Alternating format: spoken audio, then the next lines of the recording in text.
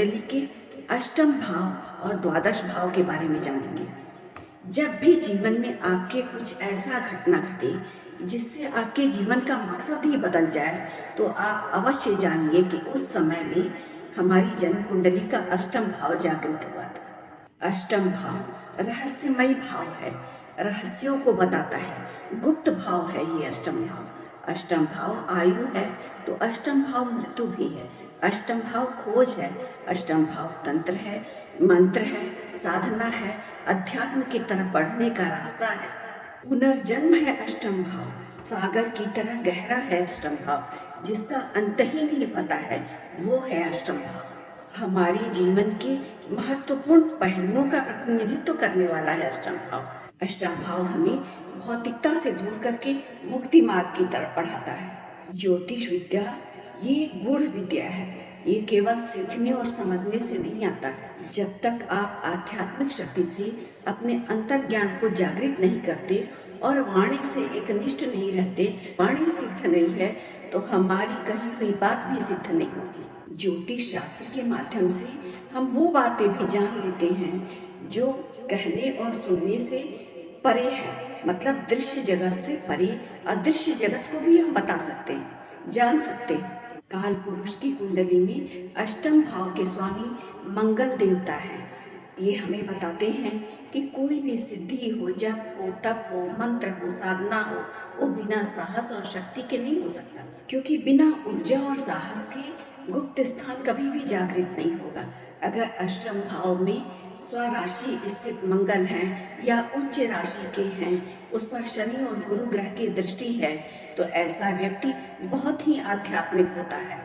और शनि और गुरु ग्रह अगर पंचमेश या नवमेश से संबंध बनाते हैं और अष्टम पर दृष्टि डालते हैं, तो ऐसा व्यक्ति बहुत आध्यात्मिक जगत में ऊंचाइयों तक जाता है। काल पुरुष की कुंडली में प्रथम भाव और अष्टम भाव के अधिपति मंगल ग्रह है। गुप्त स्थान का जागृत होना मतलब व्यक्ति गुण विद्याओं का ज्ञाता है, तंत्र मंत्र का ज्ञाता है। वो किसी गहरे विषय में रिसर्च करके अद्भुत खोज कर पाता है।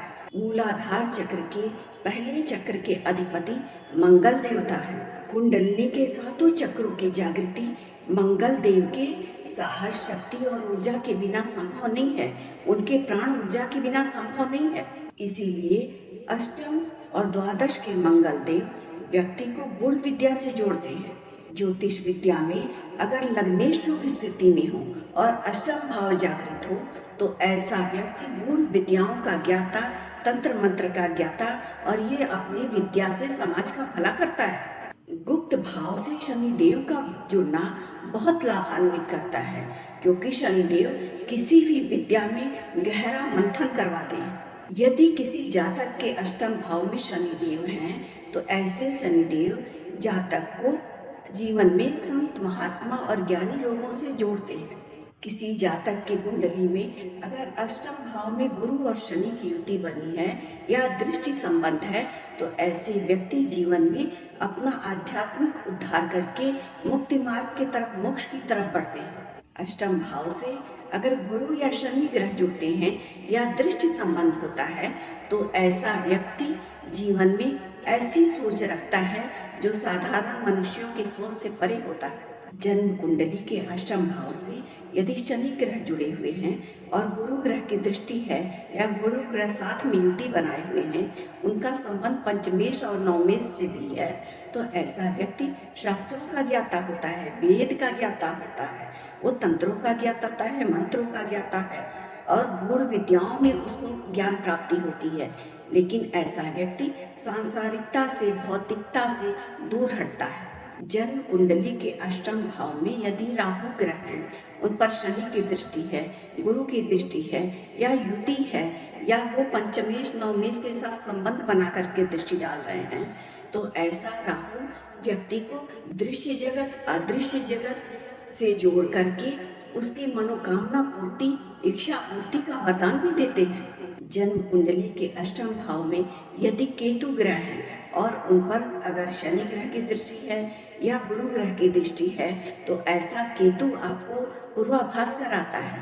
भविष्य में आने वाली घटनाओं को आप पहले से ही समझ लेते हैं और उसका आपको संज्ञान हो जाता है। गुरु और केतु की अगर युति हो जाए अष्टम भाव में या दृष्टि पड़ जाए अष्टम भाव पर तो ऐसा व्यक्ति मंत्रों के जप में जल्दी ही सिद्धि पा करके असीमित शक्तियों को प्राप्त कर लेता है। गुप्त भाव मजबूत होने से व्यक्ति धीरे धीरे सांसारिकता से दूर होकर के मोक्ष मार्ग की तरफ प्रशस्त हो जाता है।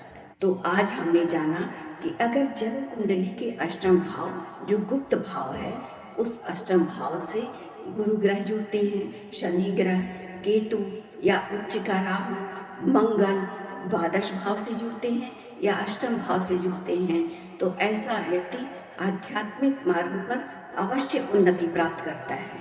और ऐसे व्यक्ति को समझना चाहिए कि उस पर दैवीय कृपा है और ऐसे व्यक्ति को शांत चित्त से अपने मार्ग की तरफ बढ़ते रहना चाहिए, मुक्ति की तरफ बढ़ते रहना चाहिए और ईश्वर को बार बार धन्यवाद देना चाहिए।